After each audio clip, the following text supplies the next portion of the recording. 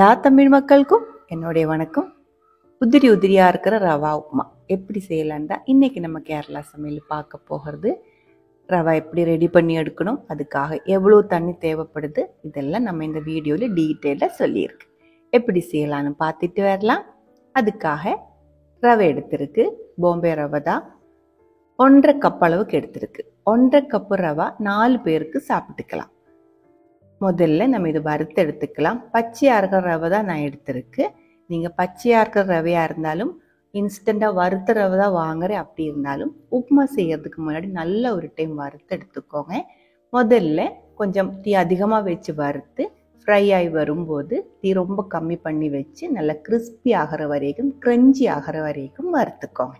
தீ அட்ஜஸ்ட் பண்ணி இதோட கலர் மாறி போகாமல் இதே மாதிரி நல்லா வறுத்தெடுத்துருக்கு. இது இப்போ நல்ல க்ரன்ச்சியாக இருக்குது. நம்ம கொஞ்சம் எடுத்து வாயில் போட்டு கடித்து பார்த்தா தெரியும், நல்ல கிறிஸ்பியும் க்ரன்ச்சியாக இருக்குது. ஆற விட்டுக்கோங்க.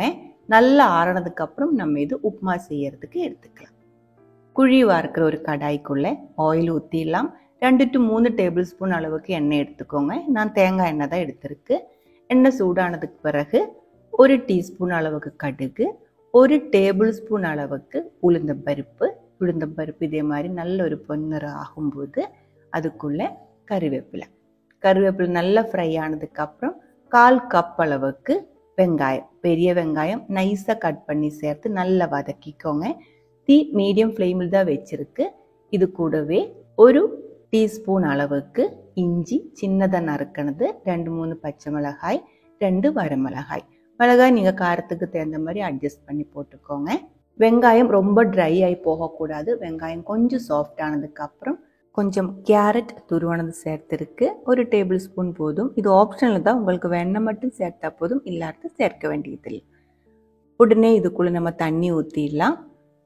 1.5 கப்பு ரவா நம்ம உதிரியாக செஞ்சு எடுக்கிறதுக்கு 2 கப் அளவுக்கு தண்ணி ஊற்றிருக்கு.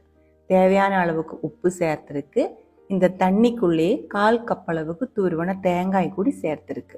இந்த தேங்காயும் ஆப்ஷனல் தான். கேரட்டு தேங்காய் இது ரெண்டும் உங்களுக்கு வேணாம் அப்படின்னு சேர்க்க வேண்டியதில்லை. தண்ணி நல்லா கொதிச்சிருச்சு. இந்த டைமில் நம்ம பிளேட்டில் போட்டு ஆற விட்டுருக்கிற ரவை இதே மாதிரி ஒரு பவுலில் மாற்றிருக்கு. அப்போ இதுக்குள்ளே சேர்க்கறதுக்கு இன்னும் கொஞ்சம் ஈஸியாக இருக்கும். தீ மீடியம் லோ ஃப்ளேமில் வச்சதுக்கப்புறம் ரவா இதே மாதிரி கொஞ்சம் கொஞ்சமாக சேர்த்துக்கோங்க. ஒரு கையில் ரவா மெதுவாக சேர்த்துக்கோங்க, இன்னொரு கையில் நல்லா கலந்து விட்டுக்கோங்க. இதே மாதிரி ஒரு கையில் கொஞ்சம் கொஞ்சமாக போட்டு இன்னொரு கையில் நல்லா கலந்து விட்டுட்டே இருக்கும்போது சுத்தமாக கட்டி வராது. தீ நான் ரொம்ப கம்மி பண்ணி வச்சுட்டேன். இந்த தண்ணி ஃபுல்லாக இந்த ரவையில் இதே மாதிரி நல்லா அப்சர்வாக இருக்குது. இந்த டைமில் தீ ஆஃப் பண்ணிடுங்க. அதுக்கப்புறம் நம்ம இது மூடி வச்சுக்கலாம். 5 to 10 நிமிஷம் அப்படியே இருக்கட்டும். 10 நிமிஷத்துக்கு அப்புறம் நம்ம இதை ஓப்பன் பண்ணி பார்த்துக்கலாம். மோஸ்ட்லி எல்லாருமே செய்கிற ஒரு மிஸ்டேக், இதே மாதிரி ஒரு கரண்டியில் எடுத்து பிளேட்டில் போட்டு சாப்பிடுவோம். அந்த மாதிரி செய்யக்கூடாது. மறுபடியும் நல்ல ஒரு டைம் நம்ம இது கலந்து விடணும், நல்லா மிக்ஸ் பண்ணணும். இந்த மாதிரி தேய்ச்சி மெதுவாக ரொம்ப சாஃப்டாக மிக்ஸ் பண்ணும்போது உப்புமா நல்லா உதிரியாக கிடைச்சிடும்.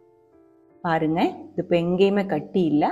நம்ம கட்டியாக இதே மாதிரி மிக்ஸ் பண்ணாமல் சாப்பிடும்போது உப்புமா ரொம்ப ட்ரையாக இருக்கும், சாப்பிட தோணாது, நல்லா கட்டியாக இருக்கும். உப்புமா நல்லா உதிரியாக சாஃப்டாக கிடைக்கிறதுக்கு 3 டிப்பு தான் இருக்குது. ஒன்று ரவை நல்லா கிறிஸ்பியாக வறுத்தெடுக்கணும்.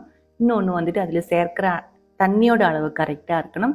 இன்னொன்று வேக வச்சு மூடி வச்சதுக்கப்புறம் நல்ல ஒரு டைம் மிக்ஸ் பண்ணி எடுக்கணும். அவ்வளோதான் இந்த ஒரு ரெசிபி. உங்களுக்கு பிடிச்சிருந்தா கண்டிப்பாக ஒரு டைம் ட்ரை பண்ணி பாருங்கள். அதுக்கப்புறம் உங்களுடைய கமெண்ட்ஸ் எல்லாம் சொல்லிடுங்க. இந்த சமையல் பிடிக்கிற ஃப்ரெண்ட்ஸுக்கு மறக்காமல் ஷேர் பண்ணி விட்டுக்கோங்க.